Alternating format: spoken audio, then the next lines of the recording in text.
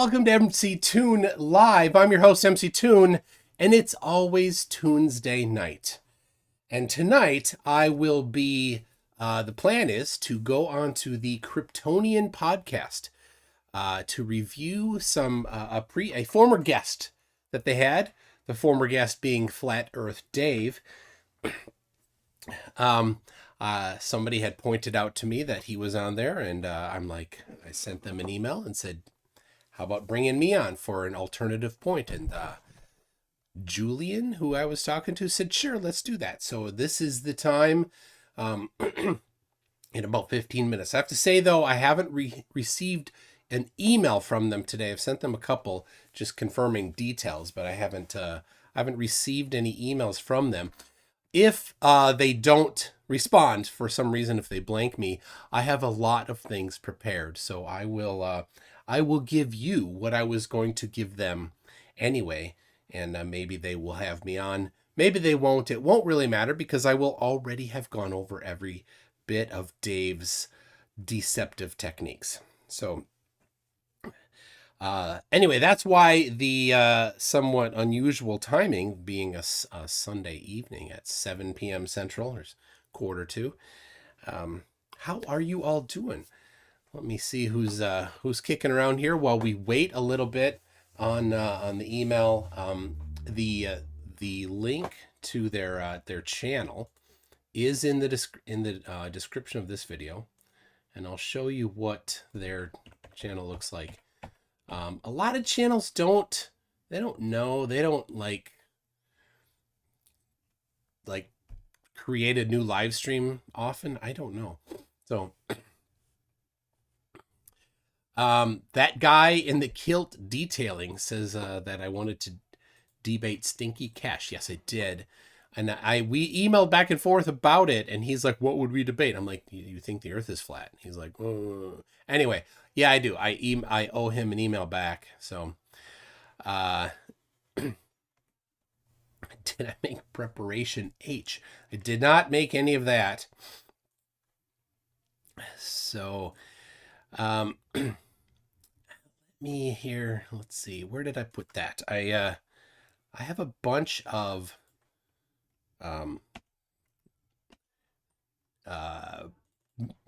things prepped. How's that? Things prepped for, there it is.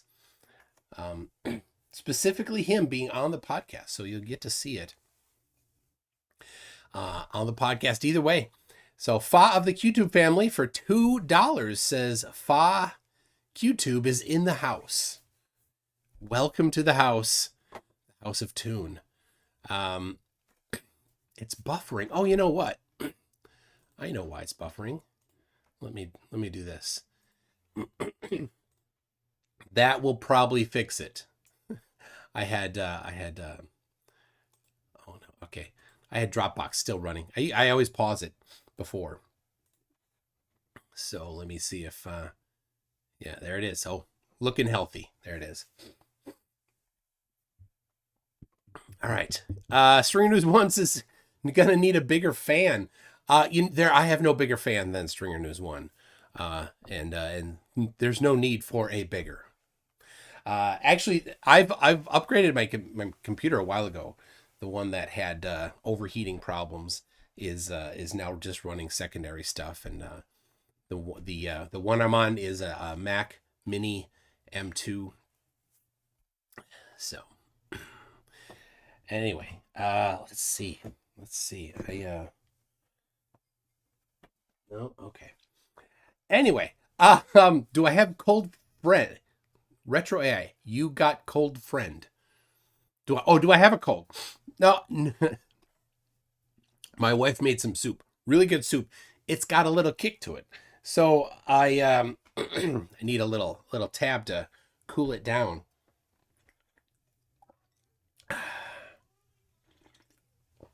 PJC Net. No, I'm not a gamer. I limit myself to very few games, and just on my phone, basically. So,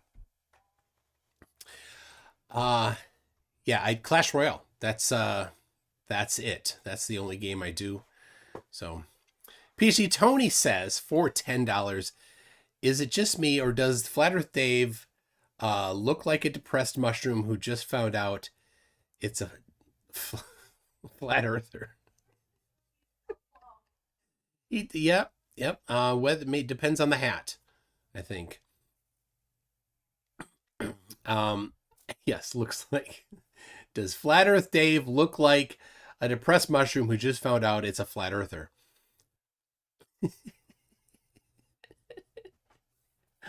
Oh my goodness. All right. Well, let's see. I have so many things. Um, the have you watched any of Flat Earth Dave's presentations? That they're all pretty similar. It's just lies, front to back, top to bottom. It's lies, misunderstanding. Um, I'll just he has the moon is spherical. People understand that the moon is spherical. Um, and he's like, well, how do you know? Look at this. And he shows a video of 3 things that look somewhat spherical, or 4 things. And he's like, well, how can you tell? Well, Dave, watching you through a Zoom link versus looking through a high-end telescope is not a fair comparison. Neither is looking through a video on your Zoom link comparable to bouncing radar off the sun, or sorry, the moon, or doing an Earth Moon Earth bounce with a ham radio. None of that is anyway similar to the little video you did, but it's very deceptive. You fool people with that little lie there, Davy Pooh. So,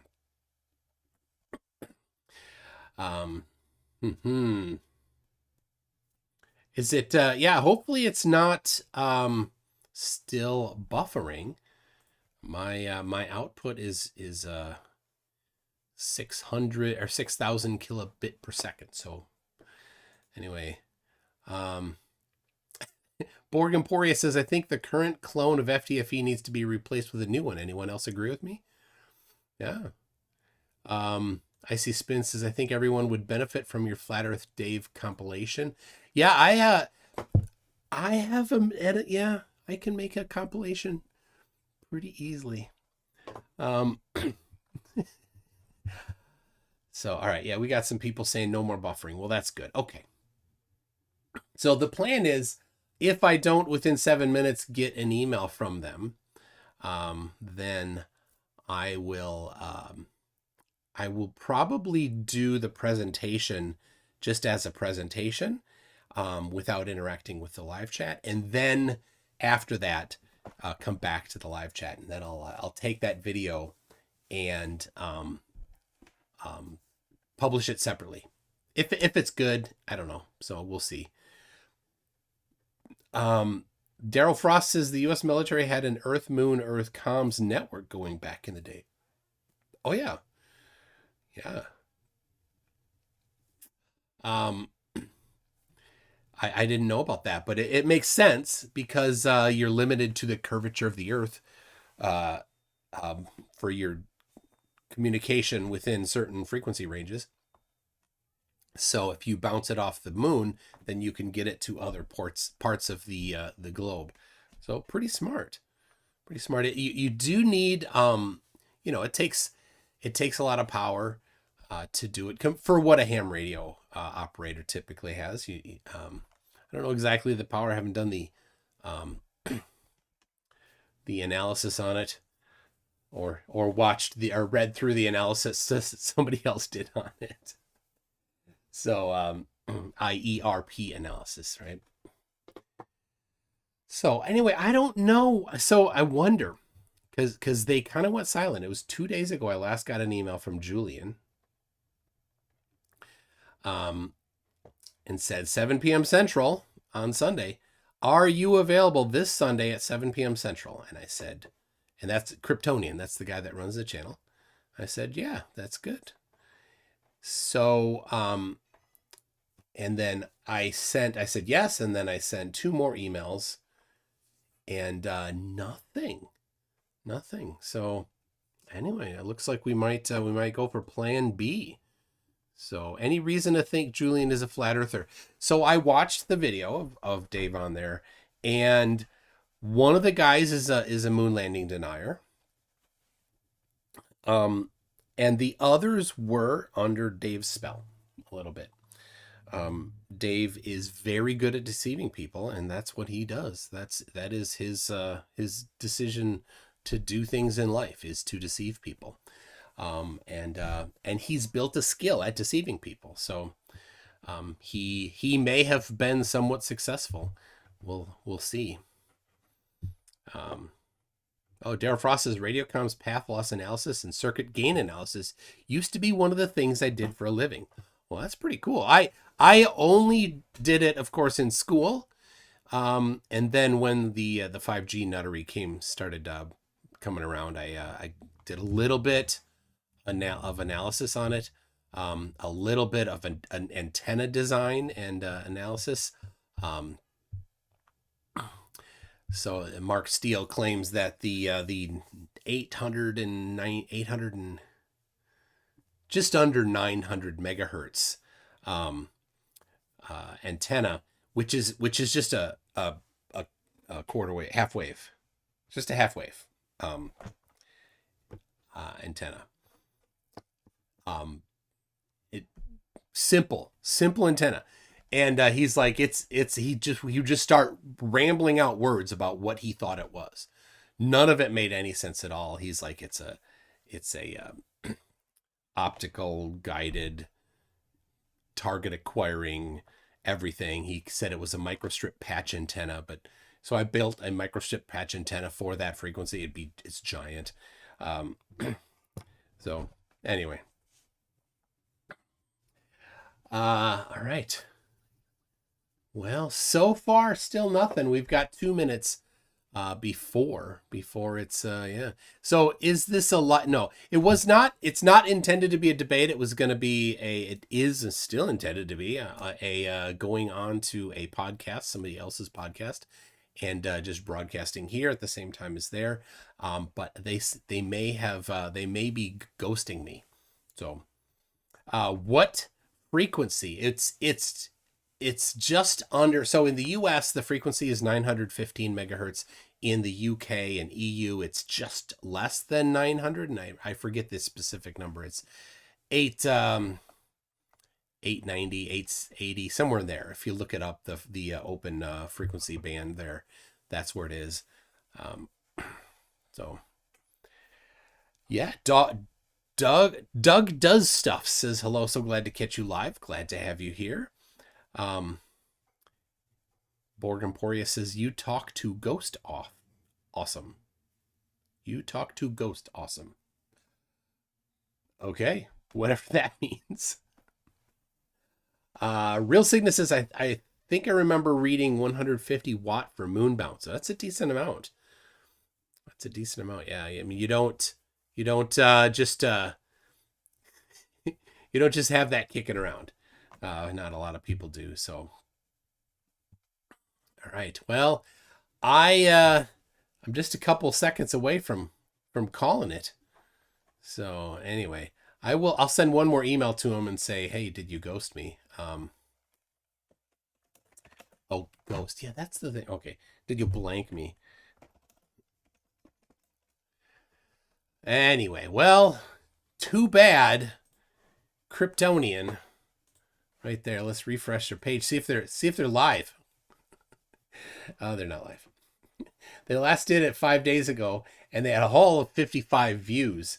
So this it could have been a pretty good number of views for them, but since they're not, then they're not. So anyway, now I will assume no ill will from them until anything is confirmed. So. Dave was not going to be there. Dave's not here, man. That was never the plan. So anyway, I will. What I'm going to do is I have several clips of Dave talking on the show prepared. I will play them and then talk to them a little bit and see what kind of stuff I think they should have, as the other people receiving this, should have said. So, anyway, Here we go. So I will, what I'm going to do, I'm going to not look at the live chat because I don't want to, so mods, you're going to have to, I don't know. You're going to have to, take over, right? Don't ban anybody unless they're being super vile. So, all right. Let me start this. All right. All right. A few days ago, Flat Earth Dave was on the CRYPTONIAN podcast. And I had emailed the guys from the CRYPTONIAN podcast. I was going to go on there. Something didn't happen. So I will instead just be doing a review of the things that I prepared after watching the interaction between Dave and the guys on the podcast. So there is their page on not on Facebook, on YouTube right now, showing that they don't have a live stream going. I don't know what happened, but hopefully I wish them the best. And so here we go. Here is the first clip. If the Earth is wobbling, our North Star should constantly change. Well, they just have stories of it changing. They just have stories of it changing. But here's the thing. The Georgia Guidestones had a hole, and you look through it, and there's Polaris. Now, the Georgia Guidestones were built in 1981. They were over 40 years old. That means, according to the wobble of the Earth, that we've moved over a half a degree. If the Earth... A half a degree. That's interesting. Well, so he complains about just having stories, and then he tells just a story about the position of Polaris. And he references the Georgia Guidestones. The Georgia Guidestones had a hole through it. You could see Polaris through it. That hole was a couple inches wide, so the precision of that was multiple degrees. You could see several degrees wide. Now, what is the actual movement, according to the globe, of Polaris? Not a half a degree or a couple of degrees. What did he say? Let's listen. Moved over a half a degree. If the Earth is over a half a degree in 40 years, no, not at all. That's not the claim. If you go simply to my website, mctoon.net/Polaris, you can see I have documentation of the positions of Polaris, much more precisely than the Georgia Guidestones, which have an unknown, undeclared precision. But here is in 2017 the position of Polaris, according to the Nautical Almanac, was 89 degrees 20.3 arc minutes from the center, right? So 90 is right at the center of rotation. So it's about 40 arc minutes from the center. That's just over a half degree from the center of rotation of the North Celestial Pole. But in 1900, look at that right here, 1900 is 88 degrees 46. So it was, so that's over 100 years ago, and it is not a full degree more. So I don't know where he gets the half a degree from, but this was 20 plus 15, so it's 35 arc minutes, about 35 arc minutes, less than half a degree in 117 years, again from the Nautical Almanac. So here's the actual annual movement listed in there of 18.762 arc seconds per year. You add that up, you do not get half a degree in 40 years. And then in 1850, the position was 88 degrees 30 minutes, again with an annual movement very close there. And how do we know that? Well, this is in the Nautical Almanacs. You can look at them. I have them linkable right there, linked right on my website. You can get these older ones, the 1900 Nautical Almanac. So this is actual documentation of it. This isn't a story. This is the Nautical Almanac that people used and relied on. And then finally we can go to 1850. There you go. It's coming up. So there it is. This lists the actual position of the stars, including Polaris right there, Ursa Minor, Alpha right there. And then over on the right side, it gives its position. Let me get over there. Right there it is. Declination right there. 88, 30, 35.28. So matching, I just pulled that from there. Then we can go back farther, though. We can go back to the Henry Draper catalog from 1900. So it's a different source, right there. You can look at, oh, no, it's not available there. I'll have to fix that link. You can go farther back. Tycho Brahe had documented the position in 1572. It was farther from the center, and you can get us another from 1759 right there that documents it. So when Flat Earth Dave complains about just a story being the position of Polaris, all he gave was just a story. I gave specific measurements available on mc2.net/Polaris. Dave, and then I don't know where he gets the half a degree. I don't know what that means, how he got that. It makes no sense. That's not the actual position of the globe, what we claim. It doesn't sound like much, but a half a degree is like 1.5 moon widths. Oh, sorry, I didn't. I'll show you.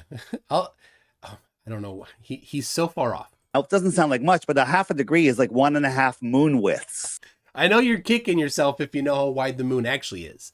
The moon is 1/2 of a degree wide, and he says it's 3 moon widths. Let me play that again.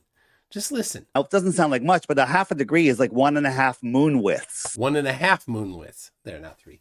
So he's off by 50%.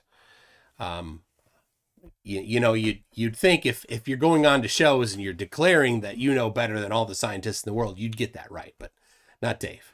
That would knock it right out of that hole. So knock it right out of the hole. A half a degree. Now that hole was wide enough that you could see certainly quite a bit, because Polaris is more than a half a degree from the center of rotation. So if a half a degree would knock it out of the hole, then depending on the time of day, it would knock it out of the hole, because it's more than a half a degree already. So obviously he doesn't have any idea of the precision of that hole. So, I got an email from then. Had to cancel. All right. So I got confirmation that they canceled. Anyway, I'm going to keep going here.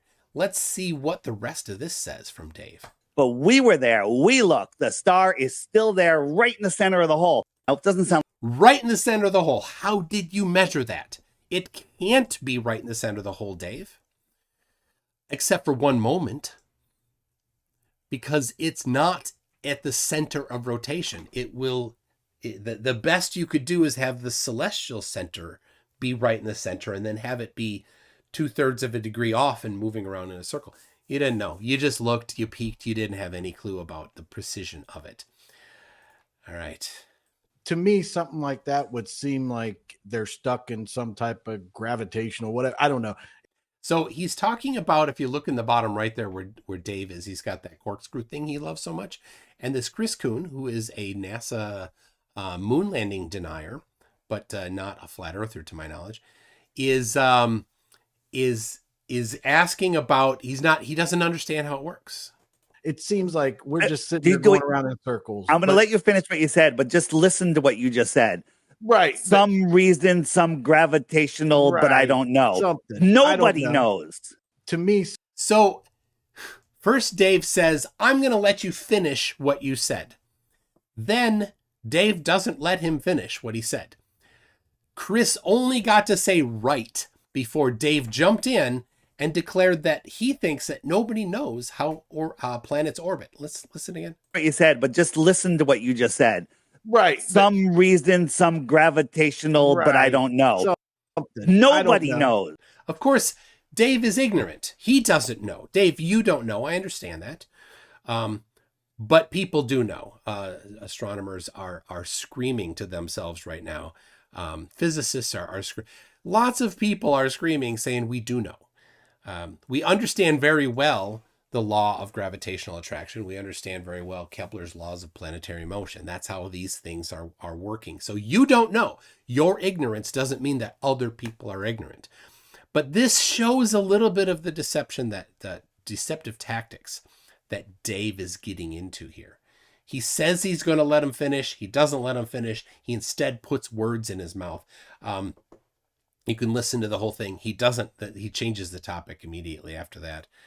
So, all right, we're still talking about Polaris and its position. Why, if that is the way that Stars. it's going right now, what that video shows that we're going Yeah. through corkscrewing, why are the stars in the same spot? What that to me, that was like the first thing that came to my mind was like, if that's the way it's really going right now, and I've seen that from like, you know, those white coat lab people saying that's what's going on. Why are the stars still in the same place? I mean, Every night, millennia after millennia, they never change. So Dave made the bold claim that millennia after millennia, they never change. And what did he provide as evidence? Previously, all he did was tell a story about the Georgia Guidestones. Now, Dave talks about indoctrination and hypnotizing and mesmerizing people, but that's exactly what Dave is doing here. Dave did not provide any documentation. He did not provide any measurements of this. All he gave was a story. The thing that he said we only have, the opposite of reality. We have measurements. He only has a story. Now, the other people here, what should they be asking? Chris, Last Kryptonian, the Greek, Confirmant, RM, Faller. What should you be asking? You should be demanding that Dave produce the measurements for millennia after millennia. He does not have that. Now, once more, I do have that. mc2.net/Polaris is more than just Polaris. It has a link here to Tycho Brahe documentation of the position of the stars from 1572. 500 years ago. They're in a different position 500 years ago. Dave said millennia after millennia. Dave lied. He has nothing. Dave is a pathological liar. He has nothing. And he's manipulating these people with his lies because he's feeding them those words, the ideas, without having the actual documentation for any of it. All right. And then this one is interesting here. This shows how Dave is deceptive. Millennia after millennia, they never change. Never change. That is true. They're always you can set. And you see the Greek in the upper right. Let's watch his mouth. Watch his mouth move. Millennia after millennia, they never change. Never change. That is true. They're always You can set. So Dave hypnotized the Greek there. Dave put the thoughts into the Greek's head, right? The Greek has never seen any documentation of stars moving or not moving. But Dave hypnotized him into thinking that the stars don't change, when in fact they do. This is how Dave deceives people. This is what Flat Earth must do to get new adherents. He goes on places where these people don't have the background to address this information. They don't have the knowledge. They don't even know well enough the questions to ask. You don't need knowledge to say, show me the evidence. You just need to be a critical thinker to say, show me the evidence. Dave makes a claim. Evidence, please. This animation he has here, that's not evidence. The Greek, you fell for it. All right. Next one here. But never in all of history has anyone ever seen any parallax where two stars change positions. Hey, that star is on the left side of that star, or that star moved over there. Every star, it's like it's fixed. He said, again, did he provide any documentation of this parallax claim? He did not. Of course not. And so I will simply bring up a couple things of the documentation of positive measurements of parallax. Here we have parallaxes of 23 stars determined from plates taken with the McCormick 26-inch refractor from 1973. That particular telescope is from around the turn of the century. So that's a rather old telescope at the time, and it's measuring parallax there of 23 stars. Now we can go farther back than that. The first measurement of parallax was done by Bessel. Again, you can find this on my website on Earth Around the Sun. Earth Around the Sun has several different measurements of the movement of the Earth around the Sun, specifically stellar parallax here, 1839. So Dave, you're quite a bit. You're almost 2 centuries behind on this information here, Dave. Claiming that there's no parallax, yet there it is, documented almost 200 years ago. There it is. It's in German, but that's just one of many. And so I have several others. We have the parallax of Alpha Centauri, parallax of Sirius, Professor Henderson to the secretary on the parallaxes of certain southern stars, right? And then I have all the 23 stars from plates determined. So you can look at those yourself, or you can actually go look up, in independent sources where there has or has not been parallax measured. Again, Dave, Flat Earth Dave lied when he said there's no parallax. I gave you the documentation for it. He gave you nothing but claims. He gave you just a story. That's all he has. Okay, let's get to his next lie here. All right. Here's the guy's shadow. They didn't bring any lights to the moon, so the sun. Wait.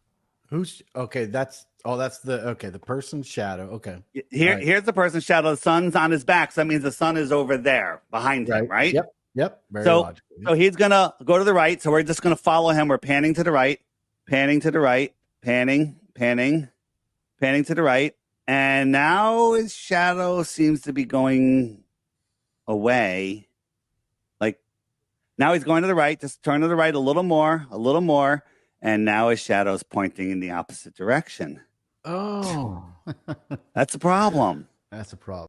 It's not a problem if you actually understand perspective. For all of their talk about perspective, flat earthers have zero understanding of perspective.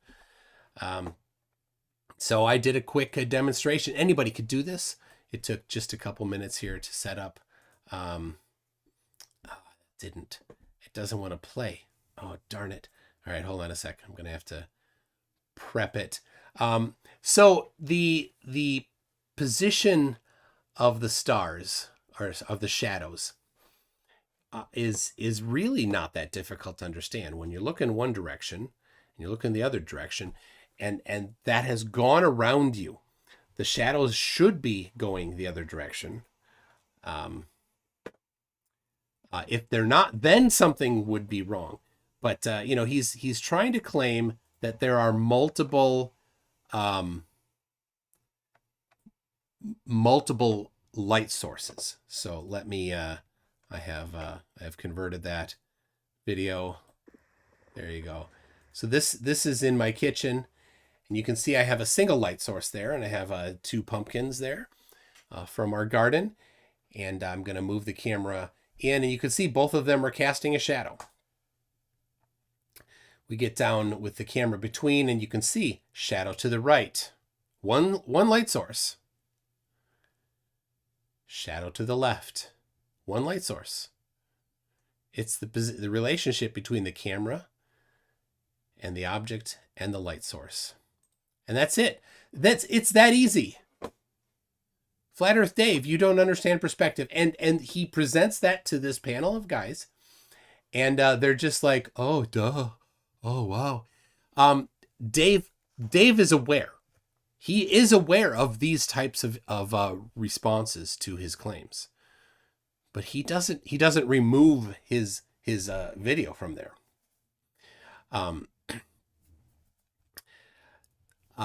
So he said panning is rotating, and so now he does. Let's see. I think he does have a So he has a response. The guy tries, but Dave he doubles up on his spell there. I mean that the camera is stationary, right?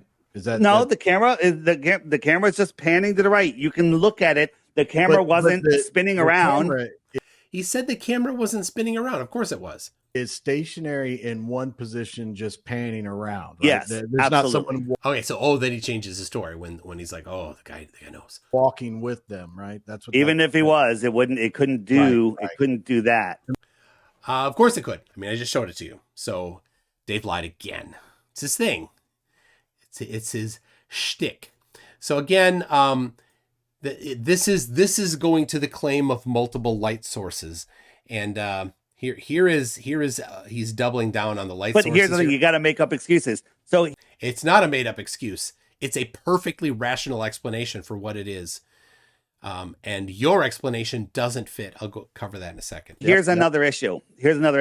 So here's when the middle shot. Look at these. Let's go right here. All right. Before you get there, count the shadows on the ground. It's easy. Even a flat earther can count the shadows. There's one shadow on the ground.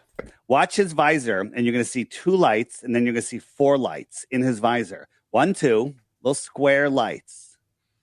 Okay. And when he turns his head, you're going to see 4 lights reflecting in his visor.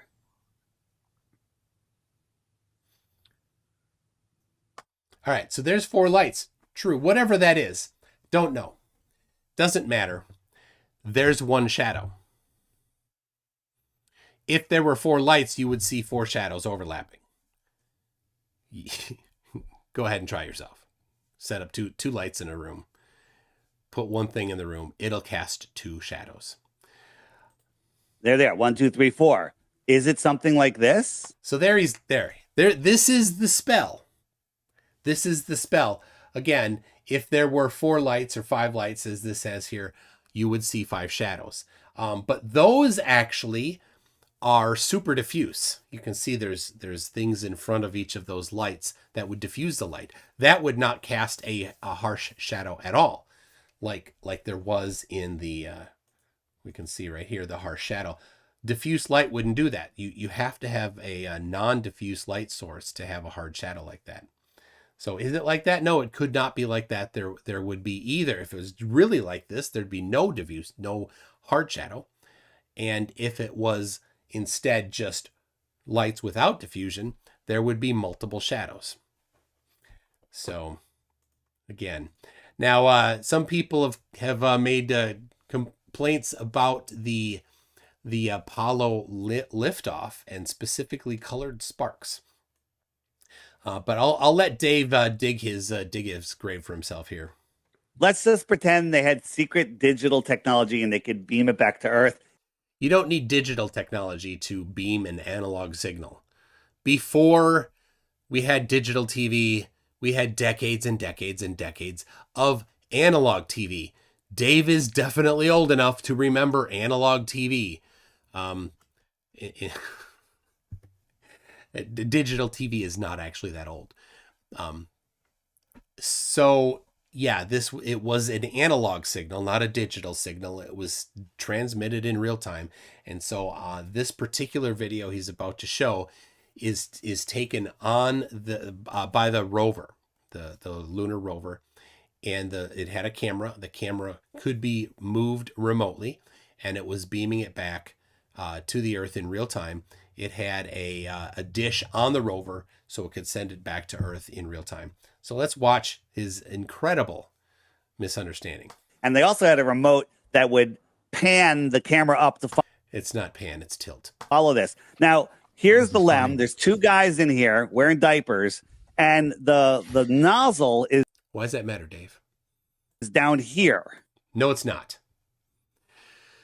Dave is pointing to the bottom. It might be hard to see. He's pointing to the bottom of the LEM. The bottom of the LEM did have a rocket for landing. It's the descent rocket. There is, between the top portion and the bottom portion, another rocket, another nozzle. He's not pointing at that. He is a fully grown adult, and he could have looked this up for himself. This is what he does for his career, and he could have done his own research. He did not. Okay. The nozzle's down here. No, it's not. So the orbiter's moving 2,000 miles an hour above the moon. An explosion happens. It leaves the nozzle down there. No, the nozzle's right there. You're pointing at the nozzle right now, idiot. This thing just going poof like a skeet shoot, and it's going to go up, and it's going to meet the orbiter, Yes. and they're going to connect. Yes. Are you kidding me? No. And how did this film get back to Earth, and how did that pan up? Again, you could have looked these things up, Dave. You want to be the expert in this topic, and you didn't. You refused to actually look things up.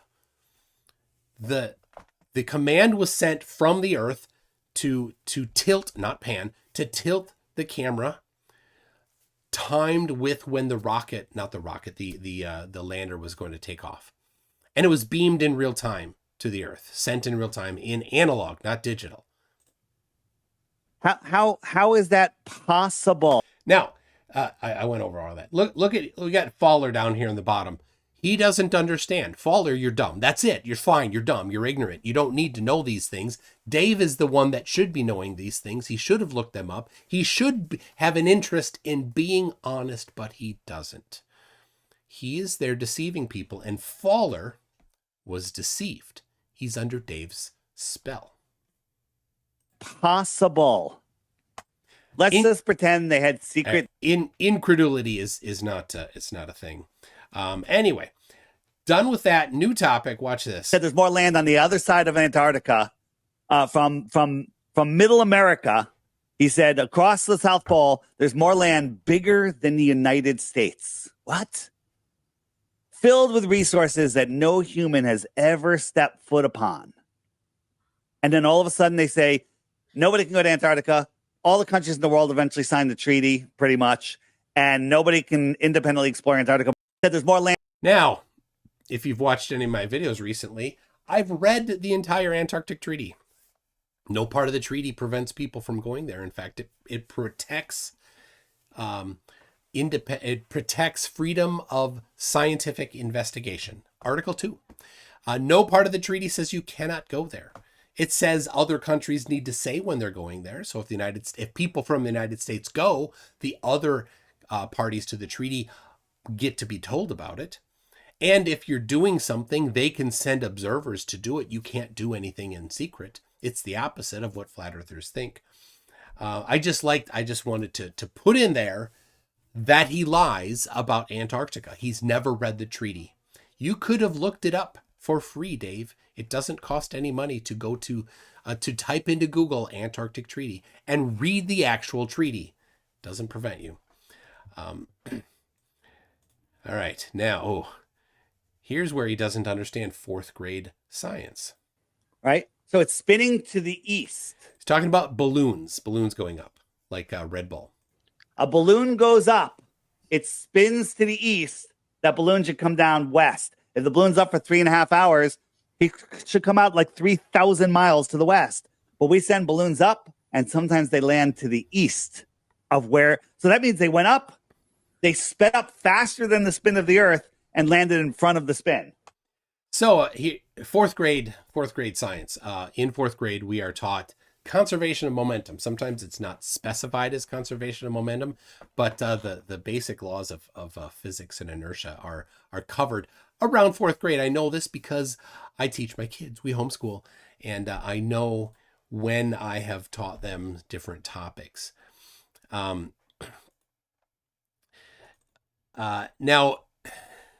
that look at that photo behind there. You see that? See that little. See, this is typical for like introductory flat earthers. They use that particular photo, and the reason why only introductory flat earthers use that is because it's a lie. So let me I have there you is this it here? Hold on. Yep. All right. So look at that one there. You can see the reflection of the sun off the water there over on the right side of that. You see that? Here it is. Same video. That is a GoPro. That GoPro has a large amount of barrel distortion. So here we have Dave using barrel distortion, right? Neither of these are legitimate, really, right? This one has barrel distortion. This one has barrel distortion. And this one has barrel distortion. But you can actually tell on Dave's it's curving up. You can look at the left side, it's curved up a little bit. It really shows the barrel distortion. And so you can see right here, if you look right here, the sun is directly above the reflection. And I think what he's done is he's cropped to put the sun over on the right side, maybe. Not for sure, but that's what it looks like it could be, because you see that curve up from the barrel distortion lens over on the left side. So there you go. Gotta light a flurf. Dave, try finding a high altitude balloon that does not have a GoPro lens or a lens with barrel distortion. Go ahead. 120,000 feet, Dave, without barrel distortion. Show me that one. Show me that. Full video from the ground up, or the documentation of the lens used. Go ahead. Find it. You won't. You will never use a video at 120,000 feet with a non-barrel distorting lens. I know why you won't, Dave. You have to use a barrel distorting lens because you gotta light a flurf. All right. So the balloon misconceptions. So he says a balloon went up and then it should land somewhere because the Earth is rotating at some 1,000 miles an hour. Of course, he doesn't know if you're at 45 degrees north latitude, it's not 1,000 miles an hour. It's about 700 miles an hour. But that would require more math than he can handle. The other problem is, of course, he doesn't understand that conservation of momentum exists. If you're on the ground at 1,000 miles an hour and then you lift up off the ground, you still are moving at 1,000 miles an hour. That did not change. Just like if you were on an airplane and you jumped up, you wouldn't get slammed into the back wall. Just like if you're on a bus traveling 60 miles an hour, so fast nobody could run that fast. You could throw a ball across the aisle to somebody else, even though you're going 60 miles an hour, and you could not throw a ball 60 miles an hour. Just a nice, gentle throw. Yet it's traveling 60 miles an hour. How is that possible? Conservation of momentum. He doesn't get that simple thing. Yeah, so if you want to compare the plane to the spin of the Earth, you have... So one of them brought that up, right? And now listen to the spell he casts. to first double the speed of the airplane because the airplane's only going 500 miles an hour. Then you have to take off the outer shell of the airplane because there is no outer shell over the Earth. But what wind is there in space, Dave? We've got on the Earth, we've got air, and not on the Earth, we've got mostly no air. So you don't need to remove the shell of the plane because it's a good analogy. There is no external wind applied when we're on the Earth from outside of the Earth. So you can shield, to have an appropriate analogy, you can shield against the wind on the inside of an airplane. And then you have to nosedive as fast as a skydiver without a parachute, So Dave doesn't understand elevation. just to follow the curve of the Earth at that speed. No, you don't. And Dave, of course, this is from, he didn't go over the math in this particular video, or at least not in this section. I don't remember if he did. I've seen too many of them. He's looking at, he doesn't understand, he never took calculus or anything like that. So what he did is he took an entire hour of time and applied the 8 inches per mile squared formula for an airplane and said, well, there should be 8 inches per mile squared is a fine approximation for a linear drop from a horizontal tangent. But when you're in an airplane, you're not doing a linear drop from a horizontal tangent. You're following the curve of the Earth by staying at the same elevation. There's no nosediving. There's no variation in elevation. If you're at consistent elevation, you are following the curve of the Earth. But he took a large chunk of time and said, well, they need to nosedive that much to get done. That's wrong. They just follow. All they need to do is not change elevation. So you don't debunk physics by not understanding physics. You need to first understand it, and you certainly don't, Dave. You have to be going like a mile a minute downwards. And they're just all sitting there. Oh. And so, guys, all 5 of you, shame on you. Ask him for the analysis. And if you don't understand it, get somebody on there that does. right? None of you, fine. None of you, this isn't your thing. You're just sitting there scratching your head. He is deceiving you. That's what he does. And It's one of those then things I've never let me thought know. of. Let me know how your little jump is doing at that point. Okay, it makes absolutely no sense whatsoever. It makes perfect sense. You just don't understand it, Dave. You're not bright enough. All right. So the sun is almost near that outer yellow line, So here he's explaining how he thinks the sun works on his dirt pizza here. and that's the Seasons specifically. Tropic of Capricorn. It'll be there on December 21st. And then from December 21st to June 21st, it'll work its way in towards that inner yellow circle. So the question that a discerning person, a skeptic, a person that wishes to be an intelligent person would absolutely demand an answer to this. Dave, what causes the sun to reduce its radius? Right? So in December, it's over the Tropic of Capricorn on your model. Okay? And then in June, it's over the Tropic of Cancer. What caused it to change the radius? And then it's going to go back out again. What caused it to change the radius? If you don't have a plausible mechanism for that, it's nothing. You don't have a model, you don't have a proposal. That's not even a hypothesis yet. It's a vague idea of nothing. And for somebody to believe it, to listen to that and say, "Oh yeah, that's how it works." No, you're not a smart person. You're a gullible person. You were just indoctrinated by Dave. That's what he does. Further, you should ask, what keeps the sun up? They have no answer for that. You should ask, how high is the sun? You should ask, why is the sun producing so much heat and light? What's the source of that? If you don't have an answer, then you fail. Because the globe has an answer for all of these things. Dave is unaware of them, or he's aware and he's not going to share them because that would ruin his grift. Anyway, that's what a discerning person would do. So guys, you five, none of them asked what causes the sun on the dirt pizza to move in and out in the radius of its position throughout the seasons. None of you, 5 of you sitting there, you're all just sitting there, huh? Wow, what? That makes sense. It does not make sense. There are no plausible mechanisms for any of these things. He fooled you. All right. Captain Cook is the last guy to try to circumnavigate. So, Captain Cook he's talking about. He said, Captain Cook is the last guy to circumnavigate. Captain Cook is the last guy to try to circumnavigate Antarctica. It took him 3.5 years, and he went over 68,000 miles when it's only supposed to be 13. Sounds like, how could he go 13,000 miles around? I mean, Captain Cook is the last. All right, so he's not the last guy. There's a race every year, not every year, every 2 years, I think, to do it. It's the Vendée Globe race. So let me show you the actual route that they take.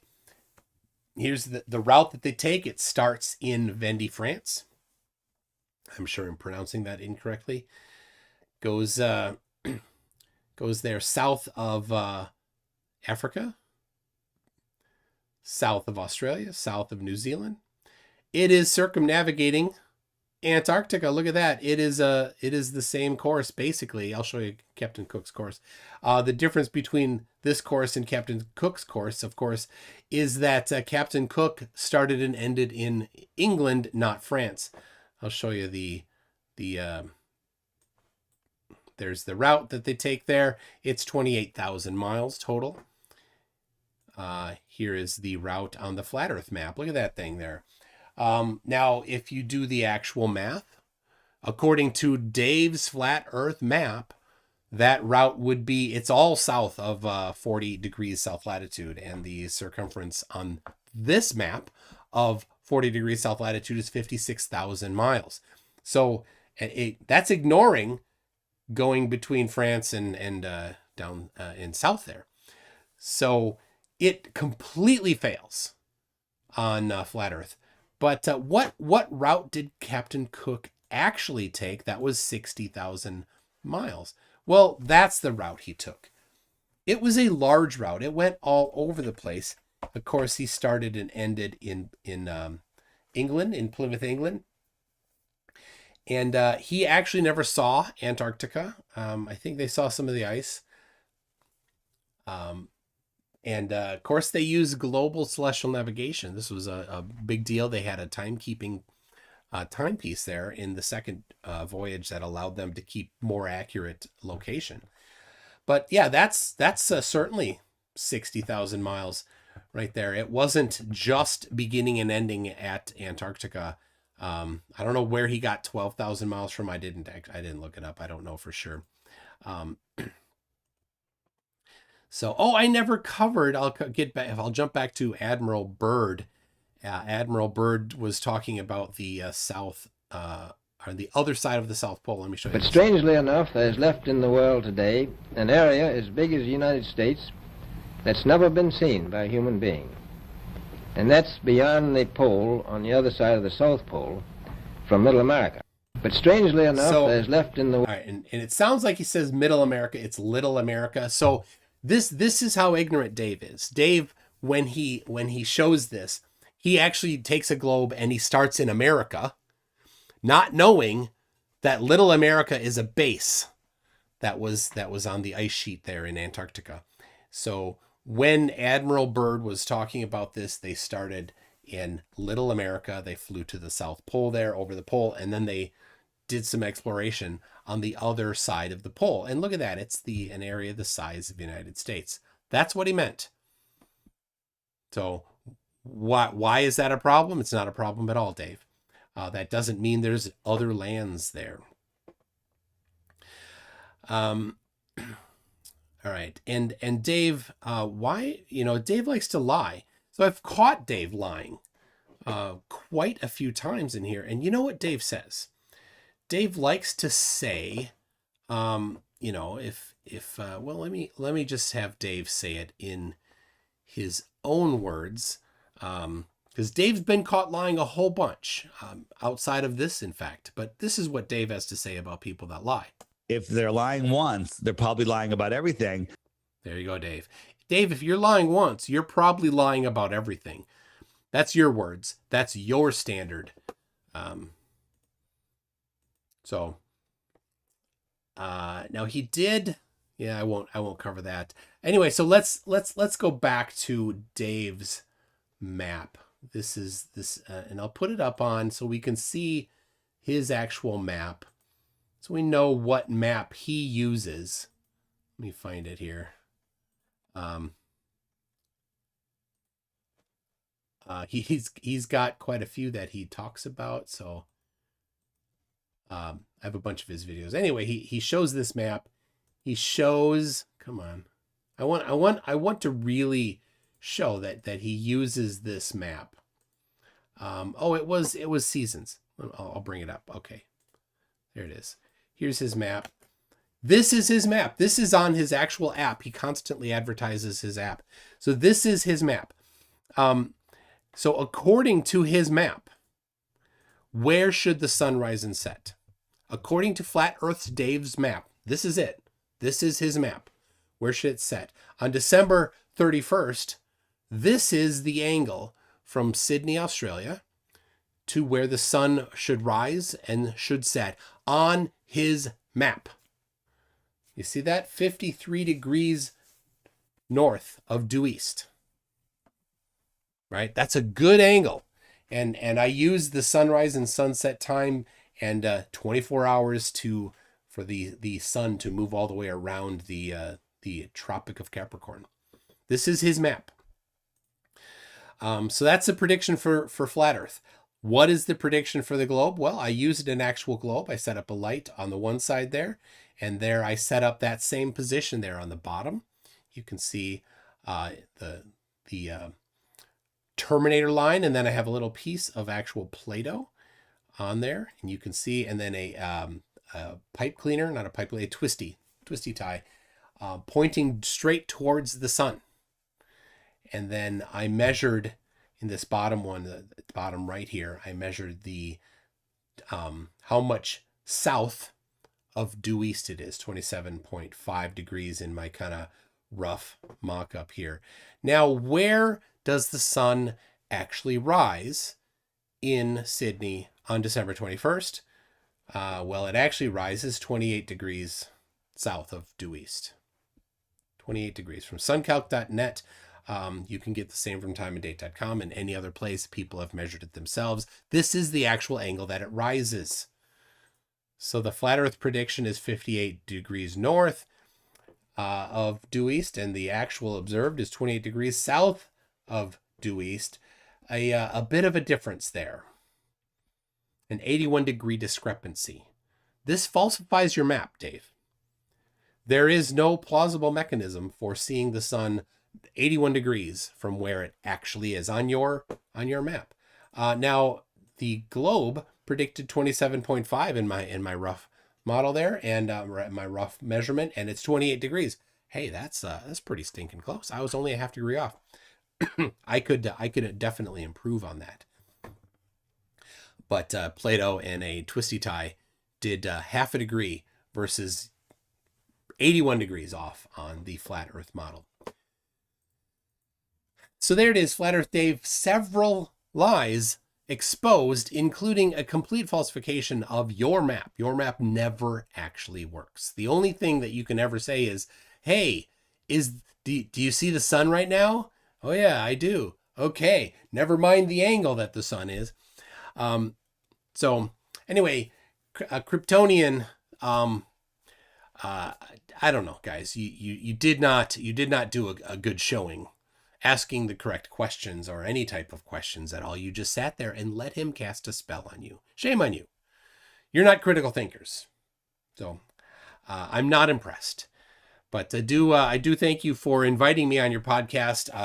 Unfortunate that we could not make it connect. Maybe we can do it again in the future, and I'll go over these things for you and ask you why you didn't ask him the questions you should have asked him. Thank you very much. We'll see you next time. All right. Live chat, thank you for that. I saw a few things go by. So that's what I probably will I'll see if I like it. I'll see if it works. And post it up on my other channel there. What'd you think? I mean, Dave is disgusting.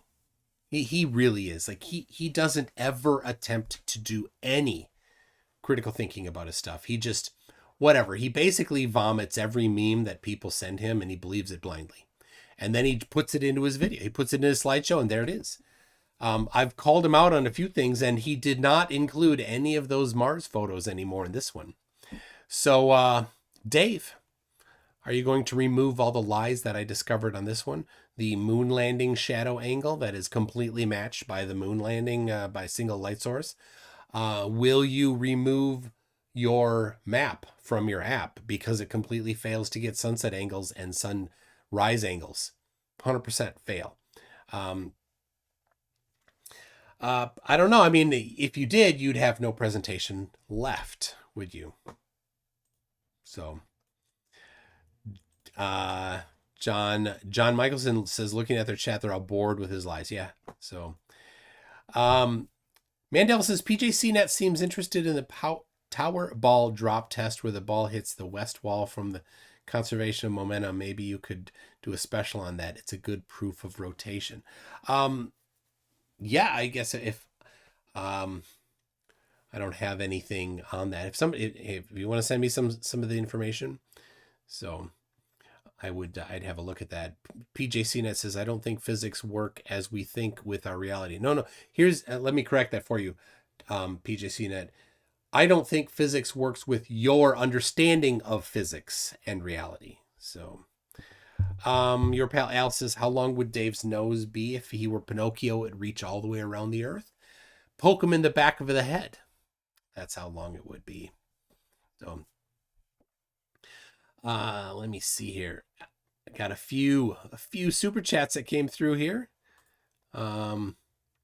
Peachy Tony says, I was about to say one sure way to destroy a live stream is to have Dave speaking on it.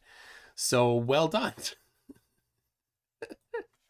Larry Scott says Polaris declination will continue to increase till about the year 2100. Yes. if the globe model is correct. And if the flat Earth model is correct, then it won't change declination at all. Well, that was falsified already from 1 year ago till today. It moved about 18 arc seconds. So not half a degree. I don't know where Dave gets that half a degree. Obviously, he's not too bright. He doesn't have any grip on how much something should move according to the globe. So 3 Noons 1 says, every time MC Toon says treaty, my dog perks up. Oh, treaty. Yeah, we use treat for our dog too. Somebody gave us homemade dog treats that are like bacon grease flavored. So she loves them. Cretan Bull says his incredulity over how difficult it was to land on the moon is infuriating. He struggles with basic math and can't imagine that NASA has rooms of people working things out for years on end. Yes. How can that work? Oh, I don't understand. Yeah, we know you don't understand, Dave. You are not the person that is the judge of whether or not something is possible based on your understanding of it or not. You don't understand math. You don't need to, right? People don't need to understand math. But if you're going to be participating and claiming that it's not possible based on your understanding of math, then you better have a good understanding of math, and you don't. So shut up about it, Dave. But no, he won't. He won't shut up about it because it's his grift. He's got to sell more, more apps. I didn't get the slide in. I have, he likes to talk about, he has a slide that says the founders of NASA. None of them were founders of NASA. Just a blatant lie. PhD Phony says, does Dave know how to work out the focal length of gravitational refraction?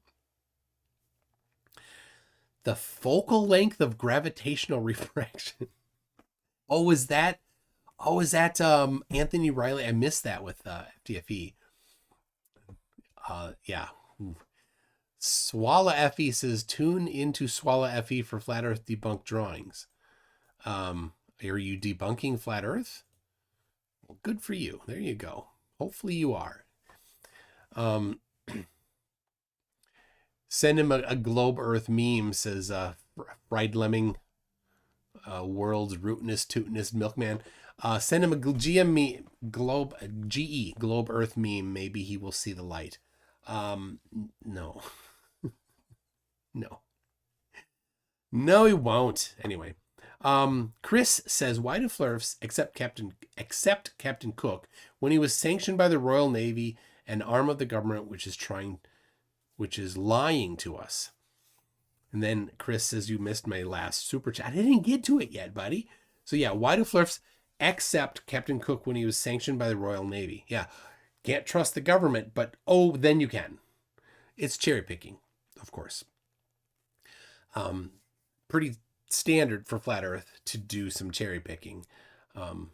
So no surprise there. Industrial Nerd says, use my referral code on Dirth's Flat Earth and Derpiac app 568-42241. There you go. I don't know. Why your referral code? So you can get a free monthly to the FE Finder.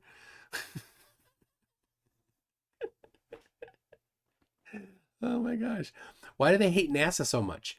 Says Camarada Ivan. Camarada. Yeah. The reason why is because NASA destroys them daily. NASA participates in the International Space Station, which orbits the globe every day. NASA has taken photographs, thousands of photographs of the Earth from space, which does not work on the flat Earth. Everything NASA does destroys flat Earth. So they must have it prerequisite as their enemy. Same thing as with gravity, right? Gravity will cause a large collection of mass to collapse into a spherical shape. So they must a priori reject gravity. They cannot accept it. Before entering the conversation, they must reject it. And so they have to, they have multiple different failed explanations for why they think gravity doesn't work. They're all wrong.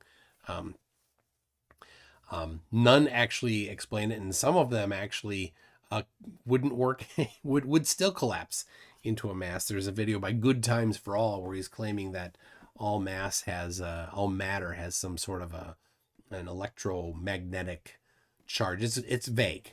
It's all very vague. And that's why things accelerate down. But hold on a second. Things are accelerated towards each other because of that. That's what he says. Well, you used it by a different name, but it functions the same. Matter attracts matter. All matter attracts matter by Good Times for All's description, which would cause the Earth to collapse into a sphere. It doesn't help you, right? Janusz Taka says, does Dearth lie when he says he is just a scammer? No, that's one of the times that he is not lying. So, yeah. Mark Beiser says, Blurps hate NASA because in space no one can hear them derp.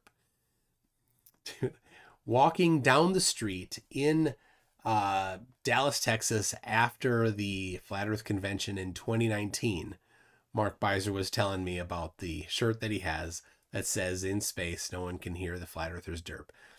Love that. Love that. Darryl Frost, matter does not attract matter. No, this was their claim. The claim from Good Times for All that Austin Whitsitt has referenced claims that all matter attracts all matter because of some electromagnetic something. They just kind of toss around different words in the realm of electromagnetism. They chuck in a couple more adjectives. They like to say incoherent magnetism causes matter to attract matter. Well, then all matter attracts all matter, and the Earth would collapse into a globe. So, Mark Beiser still has a shirt. Mark Beiser. Good. Anyway, that's what I had. Too bad it didn't pan out. Hopefully we can get it to. I don't know. I'll see if I do it. I have a couple things. I have on Tuesday got Rad Vlad returns. Rad Vlad. It was Victor Crute had said that they would work for him, but he's gone silent on Facebook Messenger, so he's not very reliable.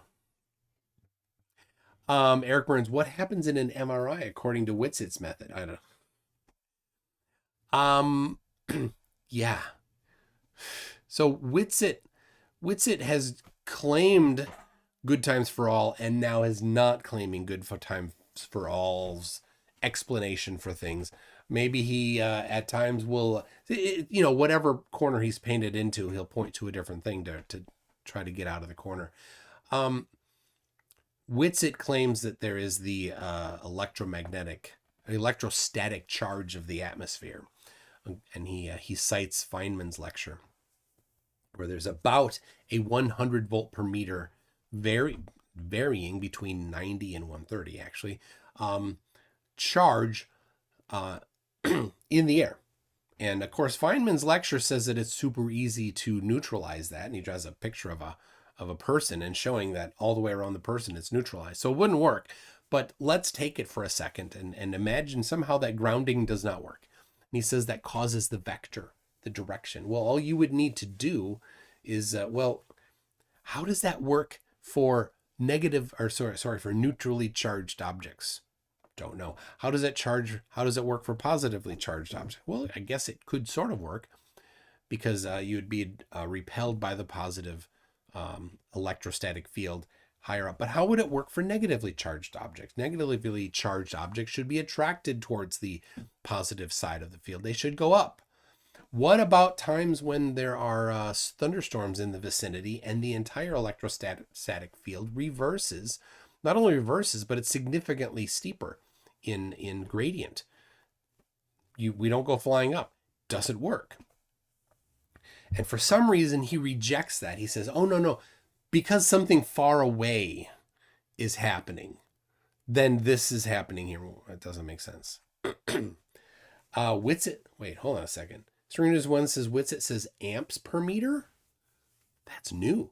I mean, he says volts per meter before. I haven't heard him say amps per meter, but okay. But yeah, 100 volt per meter, super weak. Definitely. So I don't know where, he obviously doesn't have any background in this topic. So he's just talking, just making up stuff. So Randy Leahy, I love that name, says the Dunning-Kruger 2024 award should just be between Witsit and Flatslide. Well, I think FTFE has said that he wants to nominate Sleeping Warrior, which we're gonna have to talk, and you guys can let your opinion be known on that.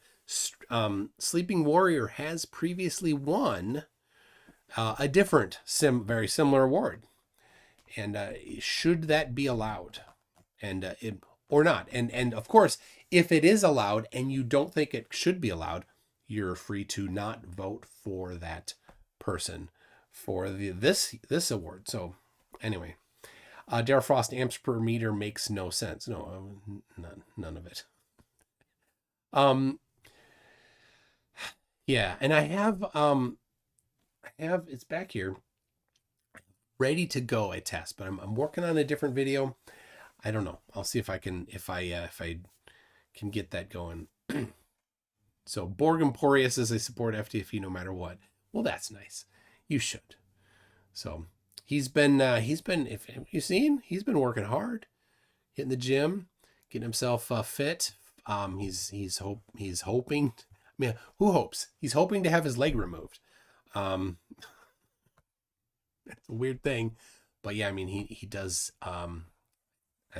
need to have something done so that it doesn't work well, and he's got a lot of pain. So hopefully he can get that going. And what he's working on right now has definitely been making huge progress in that. So good for him, super good for him. So make sure you support him.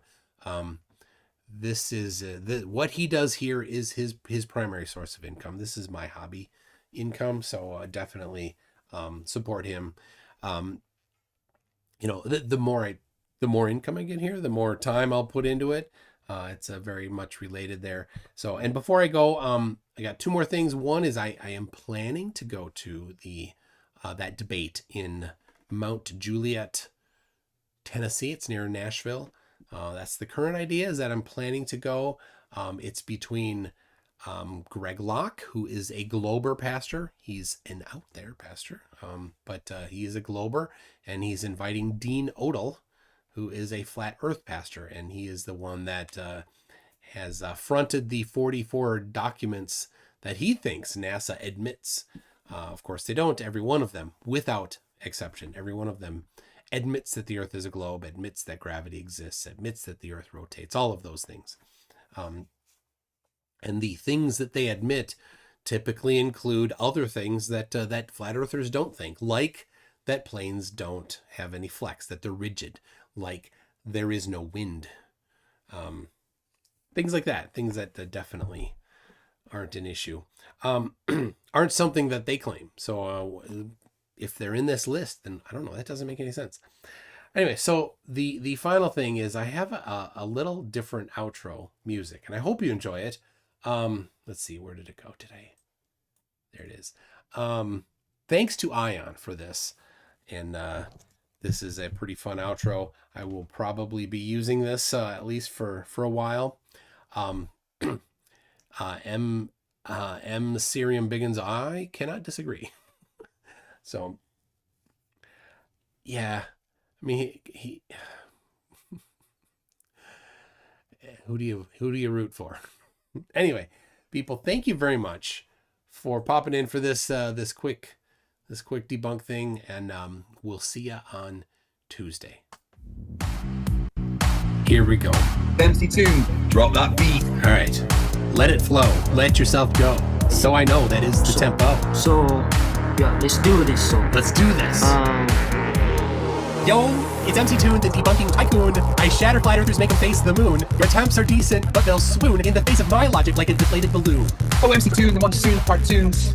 On the real stage, send it first to their views. Your theories are like old brews, sweeping ignorance or just spreading the views. FDFB stands for fumbling the facts, evidently. I drop truth bombs so splendidly. Your approach is soft, mine's unrelenting. I bring the science while you're just venting. MC Toon, the buffoon with silver spoons. I have some pseudoscience, make them change their tune. You're the sidekick, I'm the rude. When it comes to debunking, I'm the rude.